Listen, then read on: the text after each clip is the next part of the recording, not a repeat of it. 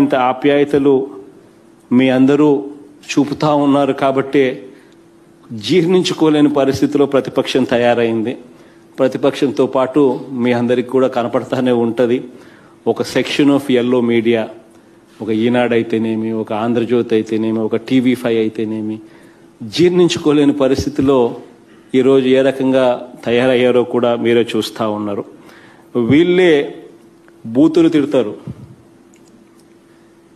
ఎవరూ కూడా మాట్లాడలేని అన్యాయమైన మాటలు, అన్యాయమైన బూతులు. బహుశా నేను ప్రతిపక్షంలో గతంలో ఉన్నాను, కానీ ఏ రోజు కూడా ఇటువంటి మాటలు బహుశా ఎప్పుడు ఎవరు కూడా మాట్లాడిండరు. అంతటి దారుణమైన బూతులు వీళ్ళే తిడతారు.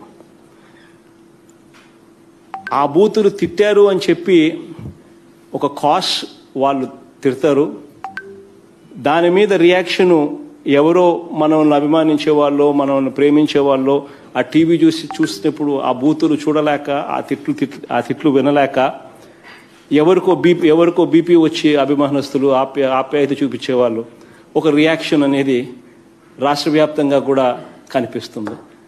ఆ రకంగా వైషమ్యాలను క్రియేట్ చేసి, ఆ రకంగా కావాలని తిట్టించి, కావాలని వైషమ్యాలను క్రియేట్ చేయించి, తద్వారా రాజకీయంగా లబ్ధి పొందాలని చెప్పి ఆరాటం మన కర్మ కొద్దీ ఈరోజు రాష్ట్రంలో కనిపిస్తూ ఉంది. అబద్ధాలు ఆడతారు, అసత్యాలు ప్రచారాలు చేస్తారు, వంచన కనిపిస్తుంది. ప్రతి మాటలోనూ, ప్రతి రాతలోనూ అబద్ధాలతో మోసం చేసే వక్ర బుద్ధే కనిపిస్తుంది.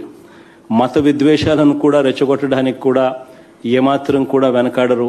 కులాల మధ్య చిచ్చు పెడతారు, మతాల మధ్య చిచ్చు పెడతారు, ఇష్టం వచ్చినట్టుగా కూడా చేసే కార్యక్రమాలు చేస్తారు. వ్యవస్థలను పూర్తిగా కూడా మేనేజ్ చేయబడతా ఉన్న పరిస్థితులు కూడా మన కళ్ళ ముందనే కనిపిస్తూ ఉన్నాయి. ఏ పేదవాడికి ఏ మంచి జరుగుతూ ఉన్నా కూడా ఆ మంచి జరగకూడదు, జరిగితే ఎక్కడ జగన్కు మంచి పేరు వస్తుందేమో అని చెప్పి ఏకంగా ఆ మంచిని ఆపడం కోసం అని చెప్పి రకరకాల కోర్టు కేసులు వీళ్ళే వేయిస్తారు.